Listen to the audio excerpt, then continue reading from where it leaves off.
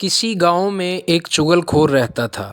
دوسروں کی چگلی کھانا اس کی عادت تھی اور وہ کوشش کے باوجود اس عادت کو نہ چھوڑ سکتا تھا۔ اسی عادت کی وجہ سے اسے اپنی ملازمت سے بھی ہاتھ دھونا پڑے۔ کچھ دن وہ اپنی جمع پونجی پر گزر بسر کرتا رہا، پھر جب نوبت فاقوں تک آ گئی تو اس نے گاؤں کو چھوڑ کر کہیں اور قسمت آزمائی کرنے کا فیصلہ کیا۔ وہ تھوڑا سا ضروری سامان ساتھ لے کر سفر پر روانہ ہو گیا اور چلتے چلتے ایک اور گاؤں میں جا پہنچا۔ یہ گاؤں اس کے لیے نیا تھا اور اسے وہاں کوئی نہیں جانتا تھا۔ وہ ایک کسان کے پاس گیا اور اس سے ملازمت کی درخواست کی۔ کسان اکیلا تھا اور اسے ملازم کی ضرورت بھی تھی۔ چغل خور اتفاق سے کھیتی باڑی کا سارا کام جانتا تھا، اس لیے کسان نے اسے اپنے پاس ملازم رکھنے کو تیار ہو گیا۔ کسان نے جب چغل خور سے تنخواہ کی بات کی تو اس نے کہا کہ آپ مجھے صرف روٹی کپڑا دے دیں اور یہ اجازت دے دیں کہ 6 ماہ بعد آپ کی صرف ایک چگلی کھا لیا کروں۔ کسان یہ سن کر پہلے تو بہت حیران ہوا، پھر دل میں سوچنے لگا کہ مفت میں نوکر مل رہا ہے، خالی روٹی کپڑے میں کیا برا ہے؟ 6 ماہ بعد ایک چگلی کھا لے گا تو میرا کیا بگاڑ لے گا؟ چنانچہ اس نے چغل خور کو ملازم رکھ لیا۔ 6 مہینے گزر گئے۔ کسان تو چغل خور کی بات کو بھول چکا تھا، مگر چغل خور کو یہ بات یاد تھی۔ معاہدے کی روح سے وہ کسان کی چگلی کھا سکتا تھا۔ ایک روز جب کسان کھیتوں میں گیا ہوا تھا اور گھر میں اس کی بیوی اکیلی تھی، چغل خور کسان کی بیوی کے پاس گیا اور ہمدردی جتاتے ہوئے کہنے لگا کہ کسان کو کوڑی کی بیماری ہوگی اور اس نے اپنی بیماری تم سے چھپائی ہوئی ہے۔ کسان کی بیوی پہلے تو حیران ہوئی، مگر چغل خور نے اپنے لفاظی سے اس کو قائل ہی کر لیا اور کہا کہ کوڑی آدمی کا جسم نمکین ہو جاتا ہے۔ اگر تم جاننا چاہتی ہو کسان کو کوڑی ہو گیا ہے یا نہیں تو تم اس کے جسم کو کاٹ کر دیکھ سکتی ہو۔ کسان کی بیوی اس کی باتوں میں آ گئی۔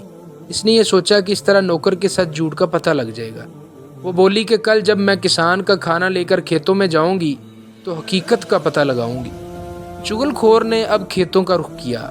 فصل پک جانے کی وجہ سے کسان 2 روز سے گھر نہیں گیا تھا۔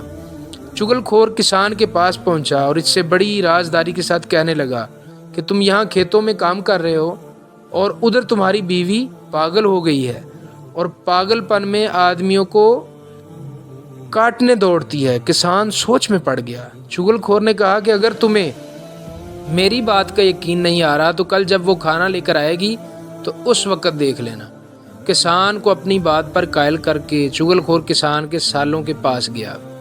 سالوں سے کہا، ان سے کہنے لگا کہ تمہارا بہنوئی تمہاری بہن کو مار مار کر موا کر دیتا ہے اور تم ہو کہ اپنی بہن کی خبر تک نہیں رکھتے۔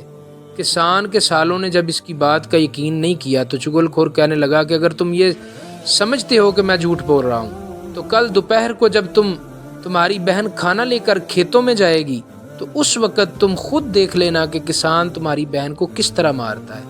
کسان کے سالے چغل خور کی باتوں میں آ گئے اور کہنے لگے کہ اچھا، کل ہم کھیتوں میں چھپ کر سب کچھ اپنی آنکھوں سے دیکھیں گے۔ چغل خور ان سے رخصت ہو کر کسان کے بھائیوں کے پاس گیا اور ان سے کہنے لگا کہ تمہارے بھائی کے سالے ہر چوتھے روز آ کر اسے مارتے پیٹتے اور تم ہو کہ اپنے بھائی کی مدد کوئی نہیں آتے۔ انہوں نے چغل خور کی بات پر شک کیا تو کہنے لگا اگر تمہیں میری بات کا یقین نہیں آ رہا تو کل دوپہر کو کھیتوں میں آ کر اپنی آنکھوں سے دیکھ لینا کہ کسان کے سالے اسے کیسے مارتے ہیں۔ کسان کے بھائی بھی ان کی باتوں میں آ گئے۔ ہم بھی دیکھتے ہیں کہ ہمارے بھائی کو کیسے ہاتھ لگاتے ہیں۔ چغل خور ان سب سے یہ باتیں کر کے واپس آ گیا اور اپنے کام کاج میں اس طرح مصروف ہو گیا کہ کسی کو پتہ ہی نہ چلا کہ وہ کہاں گیا تھا اور کہاں سے آیا ہے۔ اگلے روز کسان کی بیوی کھانا لے کر کھیتوں میں گئی۔ کسان اس کے قریب ہونے سے ڈر رہا تھا اور وہ کسان کے قریب ہونے کی کوشش کر رہی تھی تاکہ اس کے جسم کو کاٹ کر دیکھے کہ نمکین ہے یا نہیں۔ جو ہی وہ سالن روٹی زمین پر رکھ کر بیٹھی، کسان جلدی سے پیچھے ہٹ گیا۔ یہ دیکھ کر کسان کی بیوی بھی روٹیوں کی چنگیر آگے بڑھانے کے بہانے ذرا قریب سے رکائی۔ پھر جیسے ہی کسان نے روٹی کا لقمہ توڑنے کے ہاتھ آگے بڑھایا، اس نے جھپٹ کر کسان کی کلائی پکڑ لی اور اسے کاٹنے کے لیے منہ آگے بڑھایا۔ کسان اچھل کر دور ہٹ گیا اور اسے یقین ہو گیا کہ واقعی ہی اس کی بیوی پاگل ہو چکی ہے اور کھانے کو دوڑتی ہے۔ ادھر اس کی بیوی نے یہ دیکھا کہ کسان اس سے دور بھاگ رہا ہے تو اسے یقین آ گیا کہ کسان واقعی کوڑی کا مریض ہو گیا اور نوکر کی بات ٹھیک ہے۔ اس نے ایک بار پھر آگے بڑھ کر کسان کی کلائی پکڑنے کی کوشش کی تو کسان نے ایک دم جوتا اتارا اور وہیں بیوی کو مارنا شروع کر دیا۔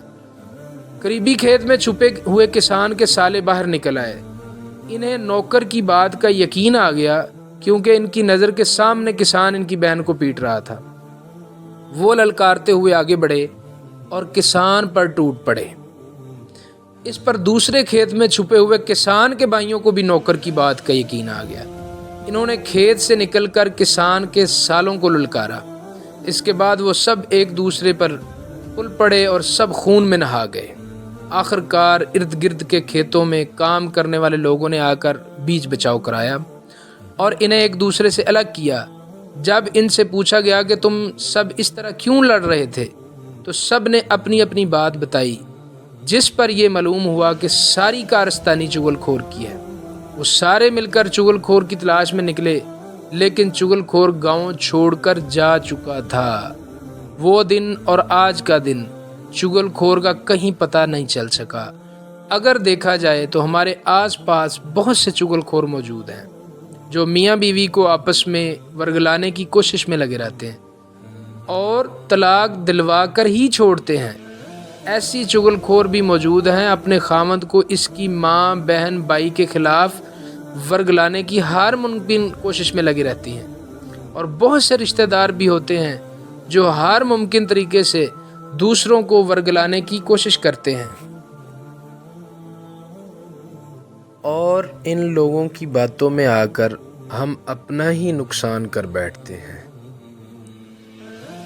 اور تھوڑا سا نقصان نہیں کرتے، بہت زیادہ نقصان کر بیٹھتے ہیں، اور اسی نقصان کی وجہ سے ہمیں زندگی میں مشکلات آتی ہیں۔